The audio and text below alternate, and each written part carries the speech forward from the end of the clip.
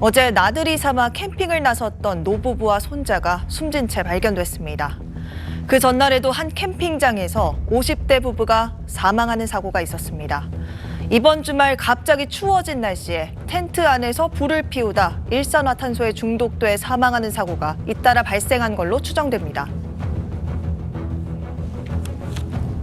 중년의 노부부와 5살 어린이가 한 캠핑장 텐트 안에서 숨진 채 발견된 건 일요일이었던 어제 낮 12시 30분쯤.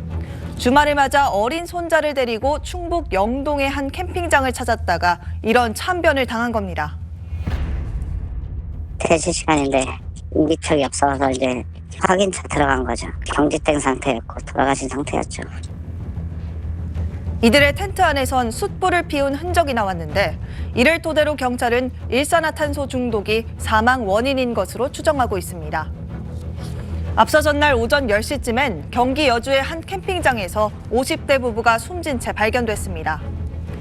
이들이 발견된 텐트 안에선 불을 피운 흔적이 있는 화롯대가, 텐트 밖에선 땔감으로 보이는 장작이 발견됐습니다. 경찰과 소방당국은 강추위에 부부가 텐트 안에서 불을 피우다가 일산화탄소에 중독됐을 가능성에 무게를 두고 있습니다. 지난달 22일엔 광주의 한 저수지에서도 캠핑에 나선 중년 부부가 텐트 안에서 화로를 사용하다 일산화탄소에 질식해 숨지는 일도 있었습니다. 일산화탄소는 산소가 부족한 밀폐된 공간에서 땔감 같은 걸 태울 때 발생하는 기체인데요. 장시간 노출되면 목숨을 잃을 수 있습니다. 하지만 눈에 보이지도 않고 냄새도 없어서 수면 중엔 인지하기도 쉽지 않은데요. 밀폐된 텐트 안에 가스 감지기를 설치한 뒤 수채 불을 피웠습니다. 불과 2분 만에 일산화탄소 농도가 2000ppm을 넘었습니다. 한두 시간 만에 사람이 의식불명 상태에 빠지는 수치입니다. 날씨가 춥다고 해서 텐트 안에 온열기구를 두고 자다가 나도 모르게 순식간에 일산화탄소 중독 사고를 당할 수 있는 겁니다.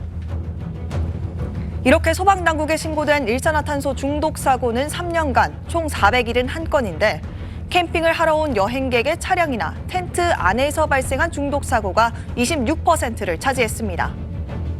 전문가들은 환기가 잘 안 되는 텐트 안에서는 불을 피우거나 가스를 이용한 난방기구 사용을 절대 해서는 안 된다고 말합니다. 일산화탄소에 의한 중독을 본인도 모르는 상태에서 빠져들게 되는 것입니다. 이게 소리 없는 살인자라고 할 정도로 위험한 거기 때문에 텐트와 같은 밀폐된 장소에서는 절대 하지 마시고 불가피하게 해야 된다라고 하면은 일정 부분 이제 개방을 시키고 환기가 가능한 구조로 이렇게 해주셔야 된다는 거죠. 고창군 흥덕면의 한 주택. 어제 오후 5시쯤 불법 체류자 신분의 50대 태국인 부부가 방 안에서 숨진 채 발견됐습니다. 10여 년 전 한국에서 일하다 만난 두 사람은 지난해 7월부터 이웃 주민의 소개로 이 집에서 살고 있었습니다. 마당에 있는 화덕에는 태국어가 적혀있는 음식물 깡통이 널려 있습니다. 낮에는 비닐하우스에서 거주하던 두 사람은 추위를 피해 이곳 주택으로 들어와 불을 피우다 변을 당한 것으로 알려졌습니다.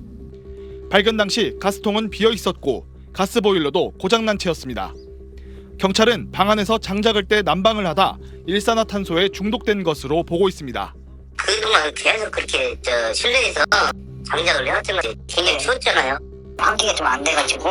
이 부부는 일당을 받고 주민들의 농사일을 대행해 왔습니다. 태국에 두고 온 자녀와 부모의 생계를 책임지기 위해 성실히 일했다며 이웃들은 안타까움을 감추지 못합니다.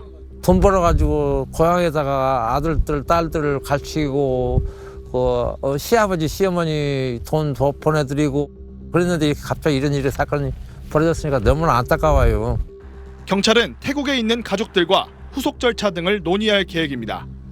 JTB 뉴스 강훈입니다.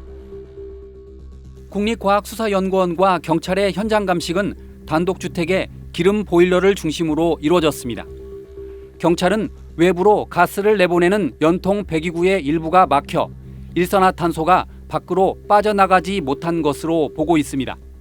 또 보일러 본체와 연통 주변에서 검은 재가 발견된 만큼 벌어진 연통 틈새로 일산화탄소가 누출됐을 가능성도 수사했습니다.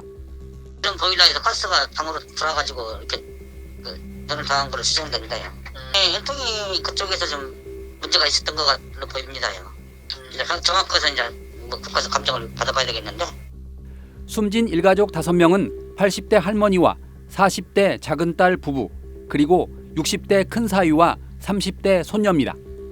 50대인 큰 딸은 의식이 없는 채로 발견돼 병원에서 치료를 받고 있습니다. 이들은 지난 8일 할머니의 생일을 기념하기 위해 시골집에 모였다가 변을 당했습니다. 경찰은 연락이 닿지 않는다는 또 다른 가족의 신고를 받고 출동했다가 집에 쓰러져 있는 일가족을 발견했습니다. 당시 문과 창문은 닫혀 있었고 집 안에는 가스가 가득했습니다. 전문가는 반복되는 가정집 가스 중독을 막기 위해 일산화탄소 경보기 설치를 권고합니다. 일산화탄소는 눈에 보이지도 않고 냄새도 나지 않기 때문에 이것을 조기에 발견하기 위해서 거실 천정에 일산화탄소 경보기를 설치해서 안전에 만전을 기하는 것이 필요하겠습니다. 오래된 가정집과 달리 다중이용시설의 일산화탄소 경보기 설치는 지난 2020년부터 의무화됐습니다. JTB 뉴스 김철우입니다.